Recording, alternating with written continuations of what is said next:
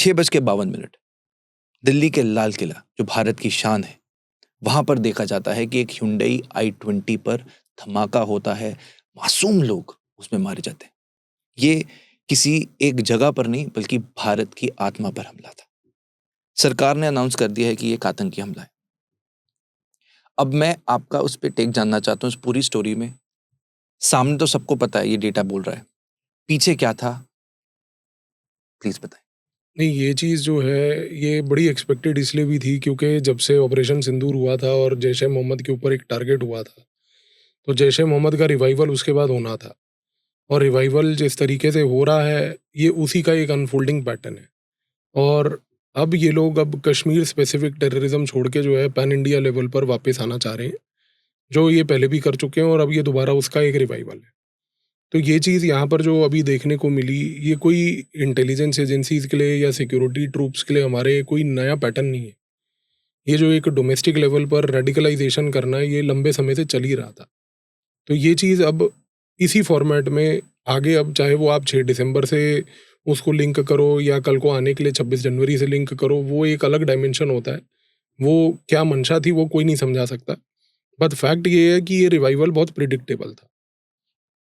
तो यहाँ पर कोई ऐसी चीज़ नहीं देखने को मिली, पहली बात की जो बड़ी अनएक्सपेक्टेड थी, क्योंकि इंटेलिजेंस एजेंसीज़ इसके ऊपर नज़र रख रही थी कि जब से ऑपरेशन सिंदूर हुआ है, तब से जैश-ए-मोहम्मद कुछ ना कुछ हरकत तो करेगा ही करेगा।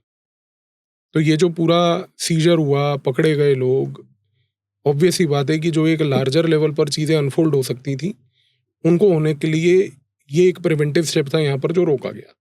राइट, ये लोग आपस में कैसे कनेक्टेड थे और इनका आपस में जो पुलिस भी कह रही है कि इसको हम व्हाइट कॉलर कहेंगे कि व्हाइट कॉलर आतंकी हमला था, तो इसको कैसे कनेक्ट करते हैं और क्या ये खुद भी ये जो जितने लोग थे ये आपस में कैसे तालमेल बिठा रहे थे और आपस में ये कैसे काम कर रहे थे and who was funding all of them?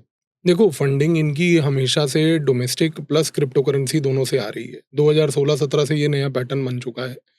दूसरा सबसे बड़ी बात ये है कि जब आप इन लोगों के कनेक्शंस को भी देखते हो, तो ये इनक्रिप्टेड एप्लीकेशंस का प्रयोग करते हैं। इनकी पूरी कम्युनिकेशन हमेशा इनक्रिप्टेड ऐप्स के थ्रू होती है, जिसको इनको लगता है कि मतलब इंटरसेप्ट नहीं किया जा सकता, बट वो इंटरसेप्ट होते हैं। और दूसरी सबसे बड़ी बात ये है कि ये जो एक व्हाइट कॉलर इकोसिस्टम बन रहा है, ये अगेन फिर वही चीज़ है कि यहाँ पर पढ़े लिखे लोग जो हैं, खास करके जो एजुकेटेड यूथ है, उसको रेडिकलाइज करके लंबे समय से रेडिकलाइजेशन चल भी रहा है पोस्ट आर्टिकल 370 के एब्रोगेशन से। और तब से ये रेडिकलाइजेशन की वेव आप देख रहे हो कि इस मुकाम पर आ गई है कि अब ये एजुकेटेड लोग एक सिंपैथी और पावर सीख करने के चक्कर में अब इस पर्टिकुलर एस्पेक्ट से अब जुड़ रहे हैं यहाँ पर। ओके ओके, तो ये जो पूरा प्रोफाइल में बदलाव है ना, इस चीज़ को समझने की आवश्यकता है कि जो हम जनरली पहले थ्योरी रखते थे कि में हमेशा कोई लाचार गरीब व्यक्ति होगा जिसका दुरुपयोग होगा, वो फिनोमिना नहीं है। So it is a very much phenomena where anybody can be radicalized. तो जो भी रेडिकलाइज हो सकता है, वो चाहे गरीब आदमी हो या एक पढ़ा लिखा डॉक्टर हो या कल को एक इंजीनियर हो, तो कोई भी हो सकता है। आज अगर सिर्फ ये कुछ चंद डॉक्टर पकड़े गए हैं, तो हमें ये यहाँ पर सीमित नहीं करना है ना। इससे एक इंडिकेटर, एक पैटर्न दिख रहा है कि कोई भी पढ़ा लिखा व्यक्ति जो है, वो रेडिकलाइज हो सकता है यहाँ पर। राइट।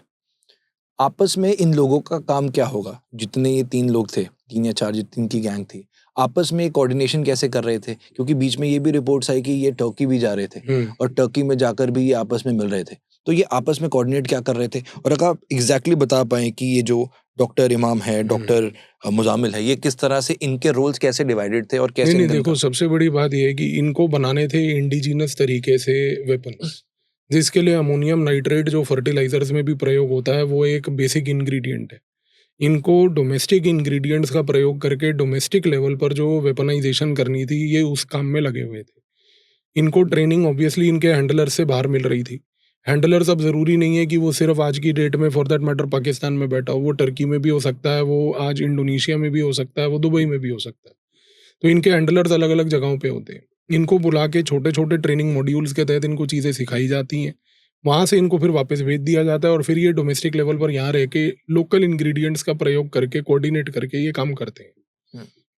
अब यहाँ पर ये सारे लोग बटे रहते हैं। इसमें किसी को अमोनियम नाइट्रेट पे काम करना है, किसी को रेसिन पे काम करना है, किसी को सिर्फ ट्रांसपोर्टेशन लॉजिस्टिक्स देनी है, किसी को सिर्फ इतना इंश्योर करना है कि यूथ और रेडिकलाइज होकर इनके साथ जुड़ता रहे।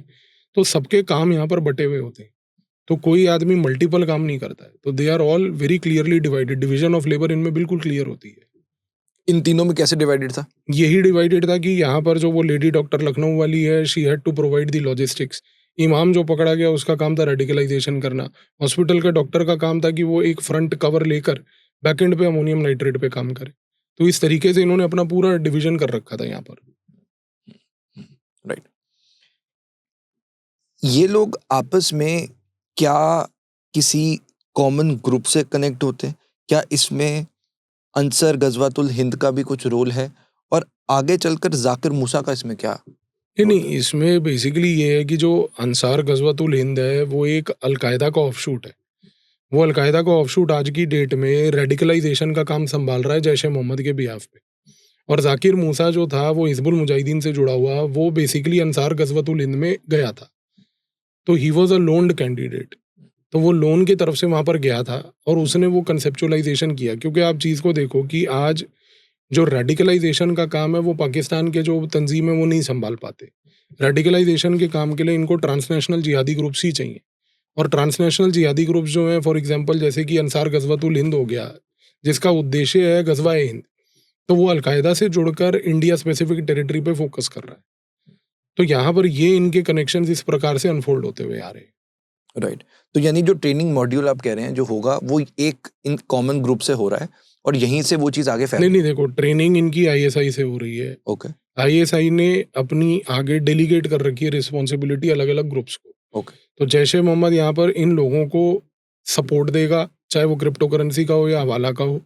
इसके बाद अंसार गजवतुल हिंद जो है वो बेसिकली यहाँ पर ऑनलाइन रेडिकलाइजेशन संभालेगा। तो दोनों का अमेलगमेशन जो होगा वो आईएसआई के लिए बेनिफिशियल होगा। राइट।